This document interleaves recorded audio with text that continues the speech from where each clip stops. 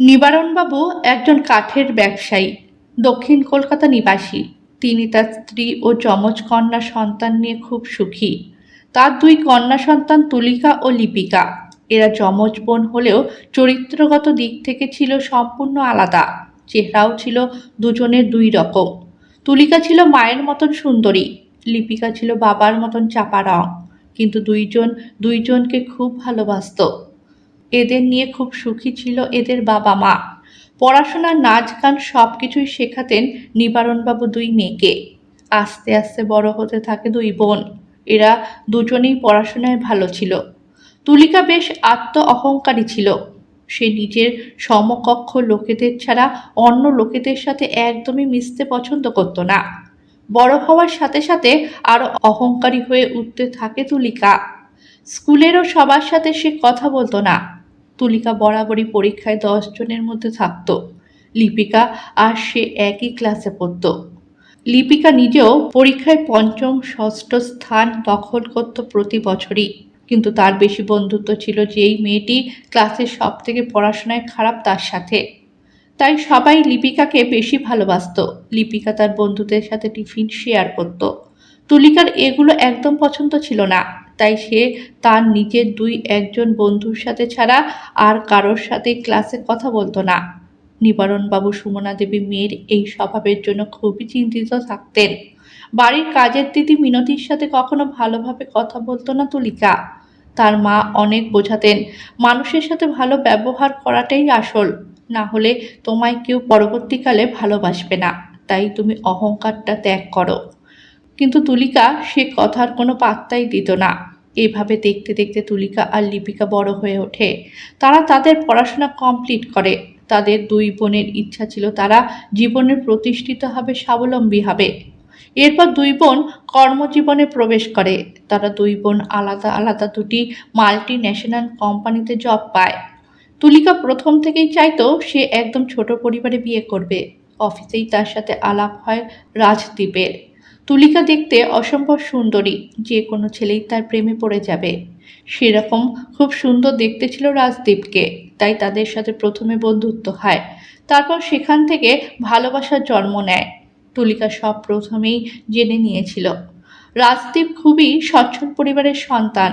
বাবা মা আর এক দিদি এই নিয়েছিল তাদের পরিবার। দিদি 10 বছরের বড় ছিল, তাই তখন সে বিবাহিতাই ছিল। বাবা মা আর সে এই নিয়েছিল তাদের সংসার। কলকাতা শহরে বাড়ি গাড়ি সবই আছে, তাদের বাবারই করে দেওয়া। এরপর তুলিকা বাড়িতে জানায় রাজদীপের কথা। বাবা মা নিশ্চিত হয়, যাক, নিজে পাত্র নির্বাচন করেছে, এর থেকে আর বড় কিছু হতে পারে না। তাই তারা অমত করেনি এমন ভালো পাত্র পেয়ে। রাজদীপের বাবা মাও খুব খুশি, কারণ তুলিকা দেখতে খুব সুন্দর ছিল। তাদেরও কোনো আপত্তি ছিল না এই বিয়েতে। এদিকে লিপিকার প্রথম থেকেই ইচ্ছা ছিল একটা যৌথ পরিবারে বিয়ে করার। তাই সে কখনো নিজে পাত্র নির্বাচন করতে চায়নি। বাবা মায়ের উপরে ছেড়ে দিয়েছিল কোনো যৌথ পরিবারে তার জন্য সম্বন্ধ ঠিক করার। তার ইচ্ছা ছিল সবসময় বাড়িতে লোকজন থাকবে, তাদের সাথে একসাথে হই হই করে জীবনটা কাটিয়ে দেবে। তাছাড়া যৌথ পরিবারের অনেক সুবিধাও আছে। একদিন এরকম একটা সুযোগ এসেও গেল। তাদেরই জানাশোনা এক ভদ্রলোক এরকম একটা পরিবারের খোঁজ নিয়ে আসলেন। তাদের বাড়িও দক্ষিণ কলকাতায়। যৌথ পরিবারের সন্তান সিদ্ধার্থ। বাবা মা তারা নিজেরা 3 ভাই, এছাড়াও জেঠু জেঠিমা, তাদের 2 ছেলে, বিবাহিত এক পরিবারের সবাই থাকে। সিদ্ধার্থ ছোট ছেলে। তার 2 দাদাও বিবাহিত। বোনেদের বিয়ে হয়ে গেছে। সিদ্ধার্থকে দেখতে মোটামুটি ছিল, সরকারি চাকরি করে। খুবই অবস্থাপন্ন পরিবার এদের। লিপিকাকে দেখে এরা পছন্দ করে। লিপিকা তো খুব খুশি এতগুলো লোকের সাথে সংসার করবে বলে। তুলিকা আপত্তি করে, বোন এত জনের সাথে কিভাবে থাকবে, তারা তো একা একাই বড় হয়েছে। লিপিকার এক কথা, আমি সবার সাথেই থাকবো, একা একা আমার একদম ভালো লাগবে না। প্রথমে তুলিকার বিয়ে হয়। তার 1 মাস পরে লিপিকার বিয়ে হয়। 2 মেয়ে শ্বশুর বাড়িতে চলে যাওয়াতে নিবারণ বাবুদের বাড়িটা ফাঁকা হয়ে যায়। তুলিকা খুব খুশি স্বামীকে পেয়ে। তুলিকার শ্বশুরমশাই শাশুড়ি মা খুবই ঠান্ডা প্রকৃতির ছিলেন। বৌমার কোনো বিষয়ে তারা কখনোই মাথা গলাতেন না। এরা দুজনেই অফিস বেরিয়ে যেত, শ্বশুরমশাই রিটায়ার করে গেছেন, বাড়িতেই থাকতেন। এভাবেই চলছিল তাদের সংসার। এদিকে লিপিকার আর আনন্দের শেষ নেই। এত মিষ্টি ব্যবহার ছিল তার, সবাই তাকে খুব ভালোবাসতো। সবসময় আনন্দে খুশিতে থাকতো লিপিকা সবাইকে নিয়ে। তার অফিসে যাওয়ার কোনোই অসুবিধা ছিল না শ্বশুর বাড়ি থেকে। যা শাশুড়ি অফিসে খাবার দাবার করে দেওয়া সব কিছুই করত। কোনো কাজই তার জন্য ফেলে রাখতো না। তার মিষ্টি ব্যবহার দিয়ে সে সবার মন জয় করে নিয়েছিল। প্রতি মাসে মাইনে পেয়ে যৎ সামান্য হলেও শাশুড়ি মাকে হাত খরচ দেওয়া শুরু করে বিয়ে হয়ে যাওয়ার পর থেকে। তাদের বাড়ির অন্য বউরা যদিও চাকরি করতো না, এতে তারা খুবই খুশি হয় বৌমা তাদের হাত খরচ দিচ্ছে বলে।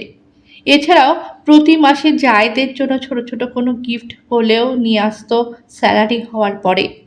সবার সাথে খুব মানিয়ে গুছিয়ে থাকতো লিপিকা। সবাইকে সাথে নিয়ে বেড়াতে যাওয়া, মাসে একবার হলেও হোটেলে খেতে নিয়ে যাওয়া, সব নিজের পয়সা দিয়েই করতো এগুলো। দেখতে দেখতে ২ বছর অতিক্রান্ত। এবার লিপিকার সন্তান সম্ভবা হয়। তার মা এখানে কি করবে একা? শ্বশুরবাড়িতে এত লোক আছে, তাই তার শাশুড়ি, জেঠি শাশুড়ি কেউ আর বাপের বাড়ি পাঠাতে রাজি হয় না লিপিকাকে। তারা সবাই মিলে আদর যত্ন দেখাশোনার সব কিছু করে। এরপর একটা ফুটফুটে কন্যা সন্তানের জন্ম দেয় লিপিকা। তার আদর যত্নের কোনো রকম ত্রুটি হয় না শ্বশুরবাড়িতে। বাচ্চার অন্নপ্রাশন হওয়ার পরে আবার সে অফিস জয়েন করে। তার স্বামীকে বাচ্চার জন্য আয়া রাখতে হয় না। সবাই মিলে বাচ্চার দেখাশোনার দায়িত্ব নিয়ে নেয়। যেই বাড়িতে ঠাকুমা জেঠিমা থাকে, সেখানে বাচ্চারা এমনিতেই সবার কোলে কোলেই বড় হয়ে যায়। এক্ষেত্রেও তাই হয়। এছাড়া লিপিকার ব্যবহারে তারা সবাই সন্তুষ্ট ছিল। এমনিতেই এদের বাড়িতে ৪টি পুত্র সন্তান আছে। লিপিকার প্রথম কন্যা সন্তান হলো, তাই জন্য সবাই আরও খুশি। সবার কাছে রেখে দিয়ে লিপিকা নিশ্চিন্ত মনে অফিস করতে পারে। যৌথ পরিবারে অনেকে থাকতে চায় না, কিন্তু একা সংসারে চাকরিজীবী মা তার সন্তানকে রেখে অফিসে যেতে কতটা অসুবিধার সম্মুখীন হয় একমাত্র ভুক্তভোগীরাই জানে। এই কারণে অনেক মাকে চাকরি ছেড়ে পর্যন্ত দিতে হয়। এইভাবেই চলতে থাকে লিপিকার সুখী দাম্পত্য জীবন, স্বামী, সন্তান আর পরিবারকে নিয়ে। তুলিকার বিয়ের ৫ বছর পরে তার শ্বশুরমশাই হঠাৎ করে একদিন অসুস্থ হয়ে পড়েন। তখন তিনি মনস্থির করেন এবার তার সম্পত্তি তিনি ২ ছেলে মেয়ের মধ্যে ভাগ বাটোয়ারা করে দেবেন। ওনার স্ত্রী খুবই শান্ত প্রকৃতির। তিনি স্বামীর উপরে কখনোই কোনো কথা বলেন না। তিনি কারোর কাছ থেকে কোনো পারমিশন নেননি। মেয়েকে ডেকে পাঠান এবং ছেলেকে সামনে রেখেই তিনি এই কথা বলেন, আমার সম্পত্তি আমি তোমাদের ২ ভাই বোনের মধ্যে ভাগ করে দেব। রাজদীপ কোনো কথা বলে না।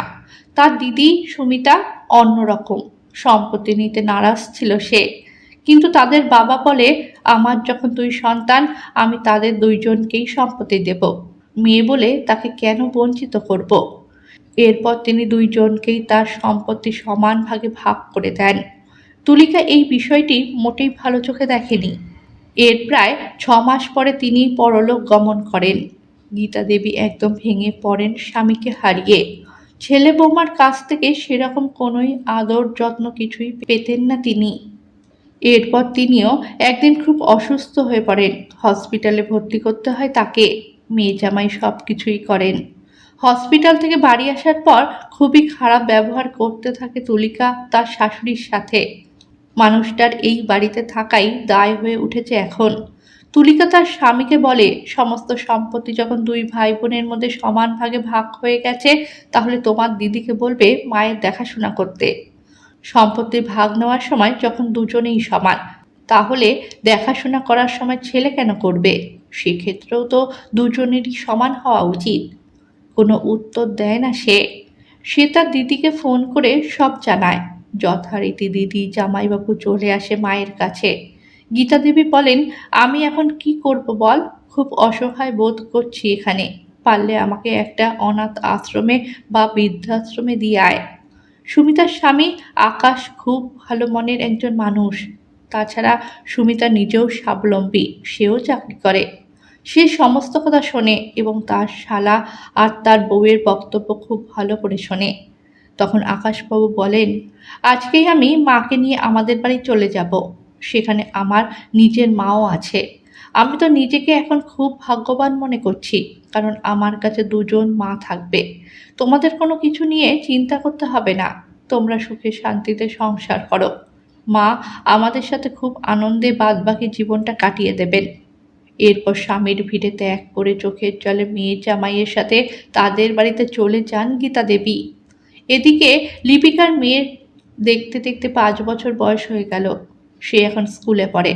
আনন্দে খুশিতে তার সংসার পরিপূর্ণ।